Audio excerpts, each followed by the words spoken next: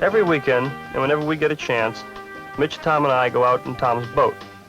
Tom bought his boat last year, and we all chip in to keep her in shipshape condition.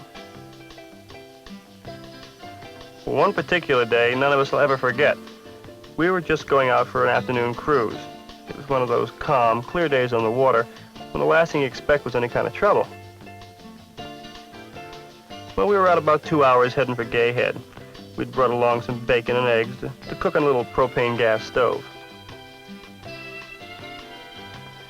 It was my turn of being chef, and I had gone below to the little galley to start things going. Well, all of a sudden it was quiet. The engine had quit. We were starting to drift towards the rocks. Then everything seemed to happen at once. In all the excitement, I'd forgotten about the bacon and eggs. And it was then that I smelled something burning. Well, I went for the stove. A little fire had started. I slipped and fell and banged my head. Everything went black. I was out cold.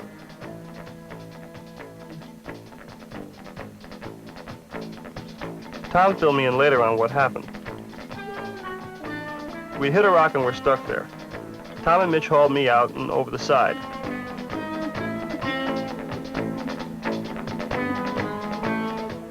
Tom went back to put the fire out with an extinguisher, but he saw the flames were spreading. It was too late. So he jumped overboard and they both got me to shore.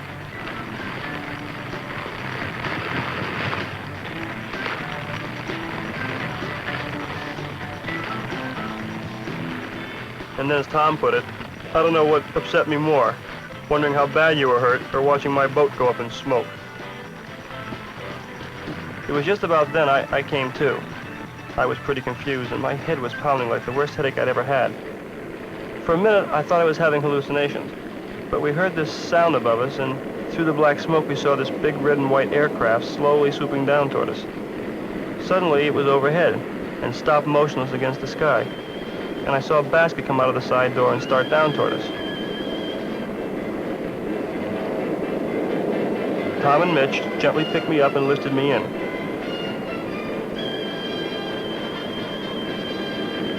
I looked up as I rose into the air, and then, groggy as I was, I realized what was happening. I was being rescued by a Coast Guard helicopter.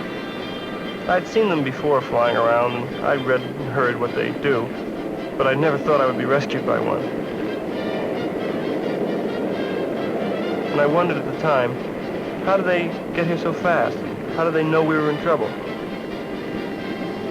We later learned that someone on shore had seen our boat in distress and phoned the Coast Guard.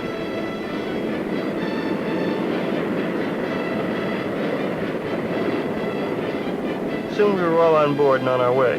They flew us to the hospital. 2 days later, I was released after being treated for a mild concussion. Now I know what the Coast Guard helicopters do. I know from my own experience, because it happened to me.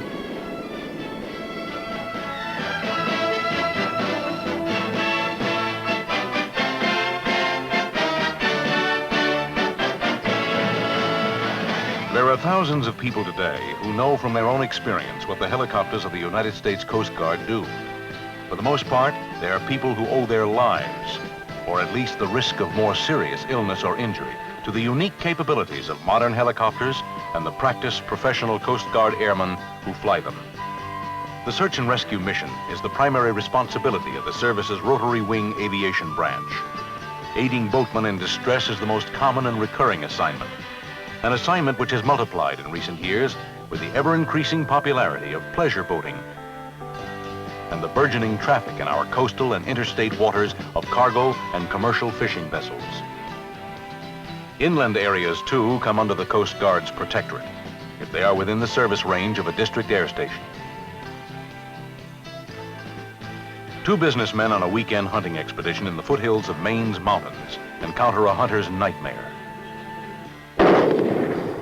One of them is accidentally shot in the leg by his companion. 4 miles from their campsite and the station wagon that brought them there, they improvise emergency treatment.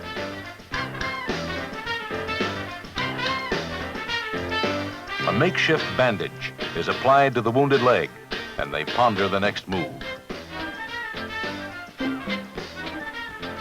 One of them has had the foresight to pack a flare in his gear. He fires it off over a small village in the valley below in the hopes that someone will see it and recognize it as a distress signal. Someone does, and contacts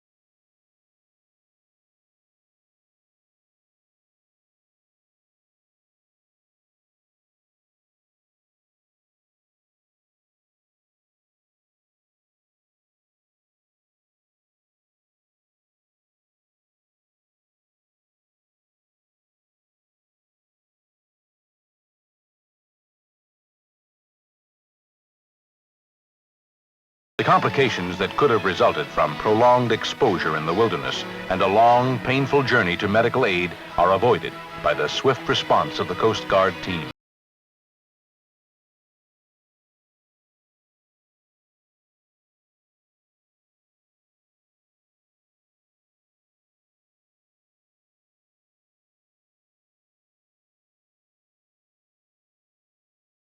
The mariner to navigate the trackless oceans has long been a responsibility of the Coast Guard.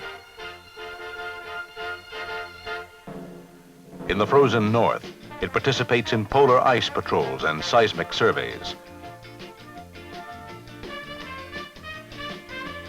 The lighthouses of old, many of them situated on offshore islands along our coasts, still stand as beacons to guide the wayward seamen.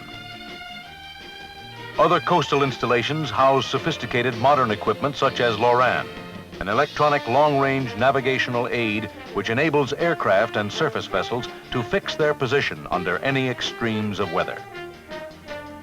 These manned facilities, too, are served by the Coast Guard copters, which shuttle food and vital equipment and supplies to the lonely outposts. This method of aerial resupply not only saves time, but also reduces the costs of logistics support.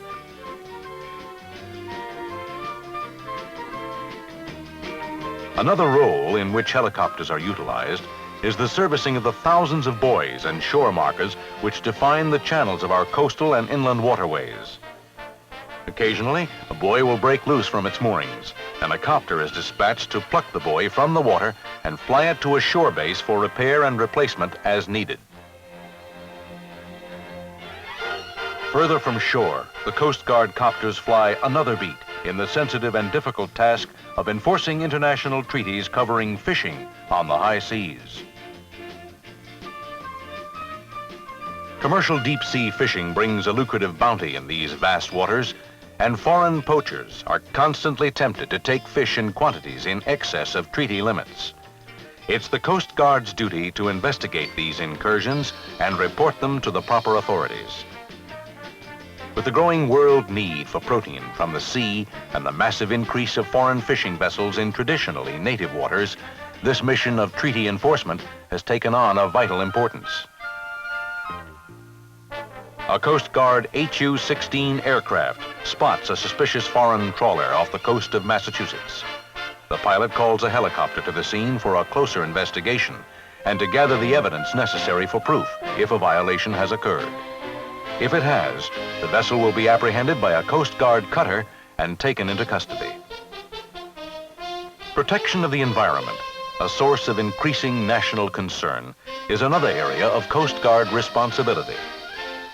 Pollution of our oceans, rivers, and marshlands, particularly oil pollution, must be prevented, and where it does occur, must be cleaned up as thoroughly and rapidly as possible. The Coast Guard copters are used in surveillance of wellheads and enforcement of pollution control laws. When an oil spill is discovered, the amphibious aircraft sets down and offloads a motorized raft with personnel who can issue a warning or summons to the well attendants on the spot.